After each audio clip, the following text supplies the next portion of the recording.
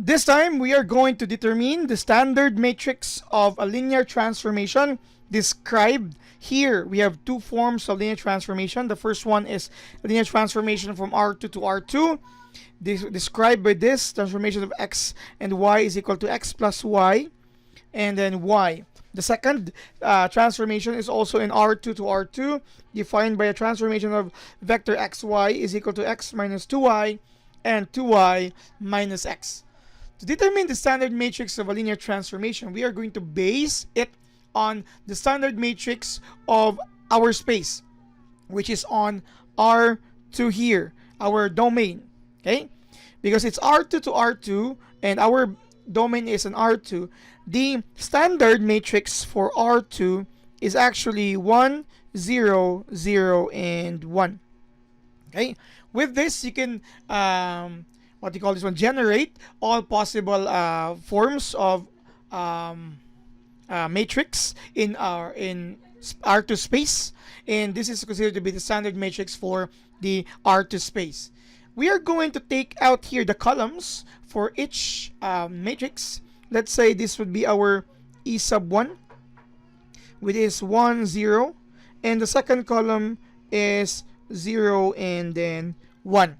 The standard matrix of a linear transformation will be a result when we are going to take the transformation of E sub 1 and then, by the way, this is a, since it's a vector, this is a thicker. So this is E sub 1.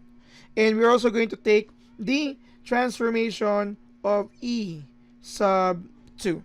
Okay, so using the transformation or the entries for E sub 1 in vector form, we can have it 1, 0, because it is also 1, 0. This is also equal to 0 and then 1.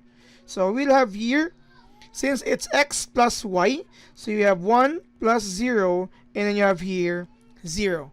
Hence, the transformation of our 1, 0, which is equal to the transformation of vector E sub 1, is equal to 1, 0 as well. Or in matrix form, you will have, or column matrix, you will have 1, 0 is equal to also 1, 0. Let's do the same thing on linear transformation of our vector E sub 2, which is on linear transformation of 0, 1. So using the definition, you have 0 plus 1 and then 1. In short, the linear transformation of 0 and 1 is equal to 1 and then 1. In matrix form, you will have your 0, 1, and you will have here 1 and then 1.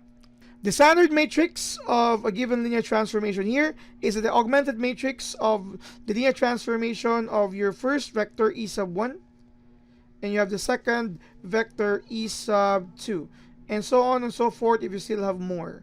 In short, the standard matrix here is the combination of your results. Here is for E sub 1, 1, 0, and for your E sub 2, we have 1 and 1. This is the standard matrix for the first linear transformation. Duplicating the same process here, again, the standard matrix for our R2 is 1, 0, 0, and 1.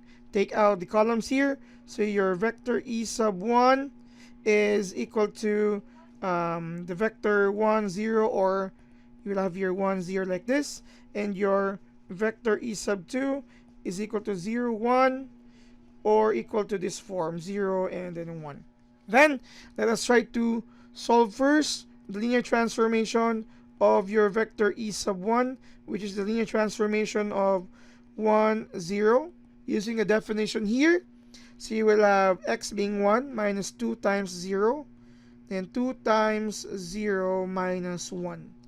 So the linear transformation of vector 1, 0 is 1 minus 0 and 0 minus 1, or equal to 1 and negative 1. Or in matrix form, you will have this 1, 0. So you'll have here 1 and negative 1. For our second, you will have the linear transformation of E sub 2, which is the linear transformation of 0 and 1. You will have here x, that's 0 minus 2 times 1. Then 2 times 1 minus x, which is 0. So continuing the process, we have 0 minus 2 and 2 minus 0. So the linear transformation of 0, 1 is negative 2 and positive 2. Okay? So positive 2. Then with this, we will have or you could of course write it in this manner. Negative 2 and then 2. Then our standard matrix for this given linear transformation here is equal to the augmented matrix of the linear transformations of vector e sub 1 and vector e sub 2 equal to 1, sorry, that's 1, 1, negative 1, and then negative 2, and then 2. So this is how we show the standard matrix for a linear transformation, more specifically using this linear transformation from R2 to R2. Thank you very much for watching.